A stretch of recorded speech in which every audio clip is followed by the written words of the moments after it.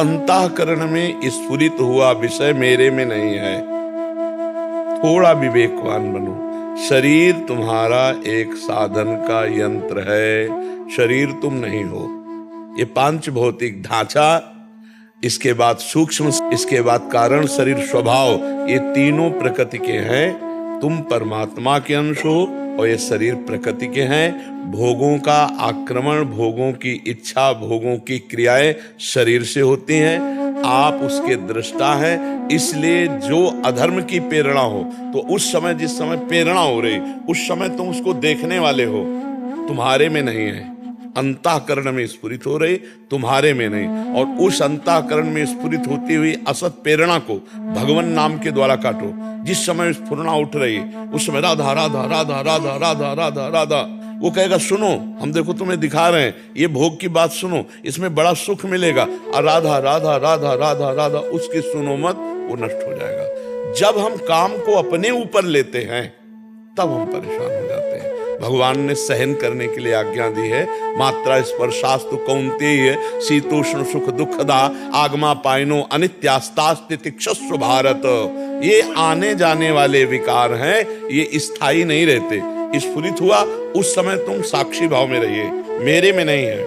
क्योंकि चेतन अमल सहज सुख राशि, अमल माने निर्विकार, मल रहित। मेरा स्वरूप मल रहित कभी छू नहीं सकते, कभी छू नहीं। इनकी क्या बात है, दिव्यास्त्र नहीं छू सकते मेरे स्वरूप को। जो मैं हूं, मुझे ना तो अग्नेयास्त्र, न वारुणास्त्र, न वायवास्त्र, ये स्पर्श भी नहीं कर सकते। नैनम छिन्नन्ति शस्त्राणि, नैनम दहति पावकः, न चैनम क्लेदयन्त्यापो, न शोषयति मारुता। तो फिर ये काम क्रोध मेरे में कहां से आ गए?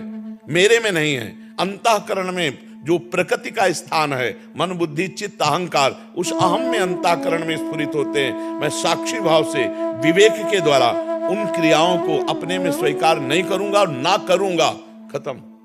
बिना दस्तखत के मन कुछ नहीं कर सकता। जब तक आप स्वीकृति नहीं देंगे, तब तक आपका मन कुछ नहीं कर सकता। क्योंकि मन और पांच ज्ञानेंद्रियां मिलकर के ही आपकी अनुमति से चेष्टा करेंगे। तो आपको ये ध्यान देना है कि वो आपको विवश करेंगे और आपको ना बोलना है। तो बचा ले गए।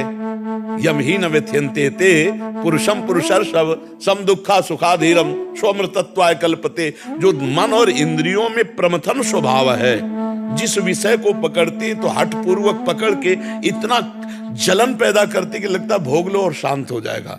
बस उस व्यथा को, उस वेग को जो सह गया, सो सहत सहत बाढ़े भगति करे तन गुरु हितगार। उसकी भक्ति की भूमिका बदल जाएगी। वो भोगों पर विजय प्राप्त कर लेगा। वो मनोनिग्रही, वो संयमी भगवत प्राप्ति के नजदीक पहुंच जाएगा। इसलिए अपने को एक बार तो कट्टर स्वभाव रखना ही है। धर्मयुक्त भोग को भोगना है, क्योंकि बिना भोगे विषय चलेगा नहीं शरीर। समझ रहे हो ना? बिना विषय के सेवन से शरीर चलेगा नहीं। तो धर्मयुक्त विषय, जो भोग लगाने लायक वस्तु है, वो प्रभु को भोग लगा पाएंगे। हमारे अंदर काम वेदना आती तो धर्मयुक्त अपनी पत्नी का संयोग करेंगे। यदि गृहस्थ है, हमारे अंदर मोह आ रहा है तो अपने पुत्र में, परिवार में भगवत भावना करके करेंगे। हम अन्यत्र अधर्म आचरण नहीं करेंगे। गृहस्थी में जो भजन होता है वो इस कोट से भजन होता है। कोई नैष्ठिक ब्रह्मचारी वाला थोड़ी कि हमारे अंदर काम आया, हाय हाय अब क्या करें। नहीं, गृहस्थी में हो धर्मयुक्त, अगर आपके अंदर वासना जागृत हुई है तो भगवान ने रास्ता बनाया है। लेकिन नैष्ठिक ब्रह्मचर्य वैराग्य तो फिर आजीवन के लिए फिर वो एक अलग मार्ग। आप गृहस्थी में हो तो फिर धर्मयुक्त विषयों का सेवन कर सकते हो, उससे भजन में कोई बाधा नहीं। कोई चोरी थोड़ी कर रहे हो, चुपके से किसी का अधर्म थोड़ी कर रहे हो। अगर आपके अंदर काम सता रहा है तो भगवान का स्मरण किया, भगवान को नमन किया और अपने पाणी ग्रहण संस्कार किया है। अगर हमें और भी आवश्यकता लग रही खान पान, तो हम अच्छी अच्छी वस्तुएं प्रभु को भोग लगाते हैं, प्रसाद रूप से पाते हैं, नाम जप करते हैं। ऐसे गृहस्थी में भगवत आराधना होती है। विरक्त के लिए अलग मार्ग, वो निवृत्ति परक है। तो गृहस्थी में ऐसे चला जाता है। ऐसा नहीं कि गृहस्थी में हम भजन में लग गए तो पत्नी से बात नहीं करेंगे, बच्चे से बात नहीं करेंगे। नहीं, ये अधर्म होना शुरू हो जाएगा। पत्नी से बात नहीं करोगे, उसने पाणी ग्रहण के समय थोड़ी तुमने वचन दिए थे कि मैं भजन करूंगा, तुमसे बात नहीं करूंगा। अब वो कहां जाए, उसके अंदर जो वेदना जागृत होगी। ये बात गृहस्थी में ध्यान रखनी चाहिए कि हम तो आज ब्रह्मचर्य की महिमा सुन रहे हैं, सत्संग कर रहे हैं, और भैया बोलना बंद कर दिया तो फिर क्या होगा?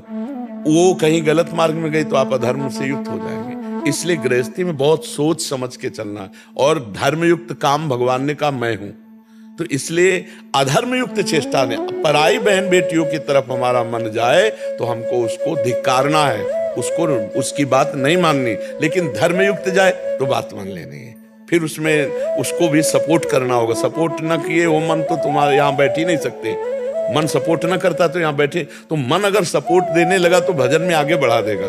तो जैसे जंगली घोड़े को, जंगली पशु को प्यार और शासन दोनों से बस में किया जाता है, ऐसे मन को बस में किया जाता है। कभी मन की बात मानी जाती है और कभी मन की खिलाफत की जाती है। जहां मन धर्म के प्रतिकूल वहां खिलाफत करनी, और जहां धर्म के अनुकूल तो उसका सहयोग कर देना है, तभी हम मन पर विजय प्राप्त कर सकते हैं। समझ पा रहे हो?